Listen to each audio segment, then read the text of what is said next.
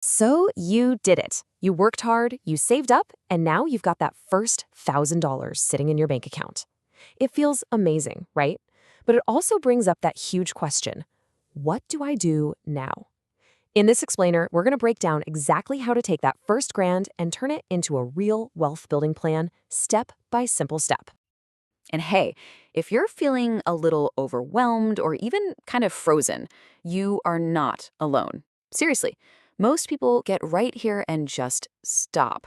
They think investing this for Wall Street pros in fancy suits, but the truth is, it is way, way simpler than you've been led to believe. Look, this isn't about some scary, high stakes gamble.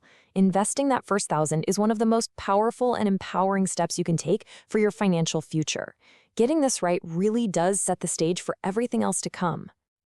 But hold on, before you even think about buying a single stock or fund, we have to talk about the first and, honestly, the most important step. You wouldn't build a house on shaky ground, right? Well, the same thing goes for investing. You need a solid foundation first. And that foundation has two main parts. First, an emergency fund. Just a little cash set aside. This is your safety net, so if your car suddenly dies, you're not forced to sell your investments at a bad time. And second, high interest debt. This stuff is a wealth killer. Trying to invest while carrying high interest debt is like trying to fill a bucket that's got a giant hole in the bottom. You just can't win. So yeah, these first couple of steps might feel like a detour, but they're not. They're actually the secret to making sure your investment journey is a successful one. This is the playbook that actually works time and time again. Here's a really simple rule to live by. On average, the stock market has returned about 10% per year over the long haul. So if your credit card is charging you, say, 20% interest, paying that off gives you a guaranteed 20% return on your money. It's an absolute no-brainer. All right, foundation is solid. Now we can move on to the next piece of the puzzle, picking the right account. Think of this like choosing the right gear for a big trip. The right choice can make a huge difference in how much of your money you actually get to keep in the end. For most people starting out, it really boils down to a couple of main options. First off, if your job offers a 401k match, that is free money. It's your number one priority, period. After that, you've got things like a Roth IRA, which has these incredible tax benefits. Your money can grow completely tax-free for retirement. The trade-off is that it's a bit less flexible. And then you have your standard taxable brokerage account, which gives you all the flexibility in the world, but you will owe taxes on your profits. Just to make that Roth IRA idea a bit more real, the contribution limits do change, but to put a number on it, for 2026, the proposed limit for someone under 50 is $7,500. Letting that much money grow totally tax-free for decades, that is an incredibly powerful tool that so many people just sleep on. Okay, now for the fun part. What do you actually buy with your $1,000?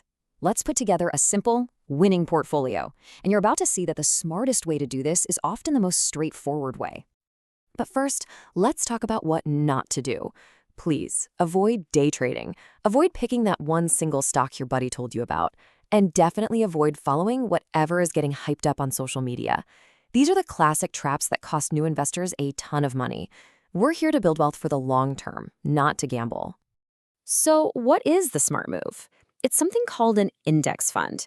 And honestly, it's a brilliant invention.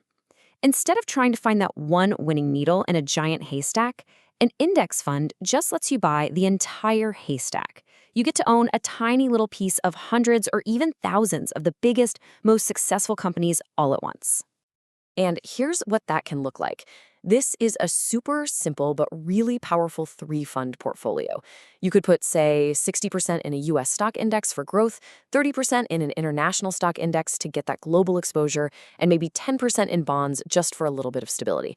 That's it. It's simple, clean, and incredibly effective. And here's the kicker.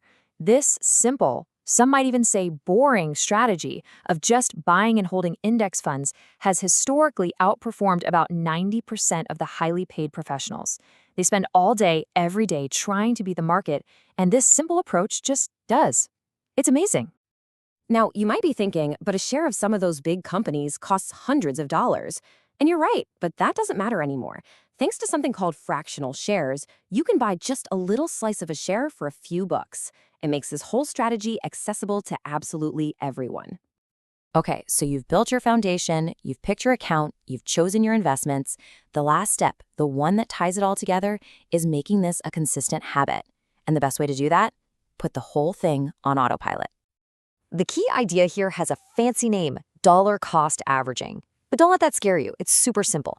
It just means you invest the same amount of money on a regular schedule, maybe $50 every single month, no matter what. This is how you take your own emotions out of the game, because trying to time the market is a game almost nobody wins. Let's see how this actually works. Just look at this table. When you invest that same fixed amount every month, your money automatically buys more shares when the price is low and fewer shares when the price is high. Over time, this simple, automatic process can smooth out the bumps and lower your average cost per share. This right here is the secret weapon of successful long-term investors. When you automate your investments, you take your worst enemy, your emotional brain, out of the equation. You won't be tempted to panic and sell when the market gets scary. Your plan will just be humming along in the background, doing its job. So why do we go through all this? Why does it matter so much? Because that first $1,000, it's not just about the money. It's about setting a new direction for your entire future. Let's take a look at the real payoff here. This right here is the magic. It's called compound interest. It's when your investment earnings start making their own earnings. It's like a financial snowball rolling downhill. Just look at this chart. Over time, that growth curve gets steeper and steeper. A small amount of money invested today can grow into something huge down the road, all because time is your greatest ally. Now, the market is gonna have bad years. It always has and it always will. This timeline shows all the big crises, the dot-com bust, the 2008 financial meltdown, you name it. But look at the big picture. Look at that long-term trend. Despite all the scary drops, the market has always recovered and continued its climb. The key is just to stay in the game. In the end, that first $1,000 you invest is really a declaration of your own financial independence. It's the moment you stop waiting and start building the future you actually want. So the question I want to leave you with is this: what is one small step you can take today that your future self will thank you for?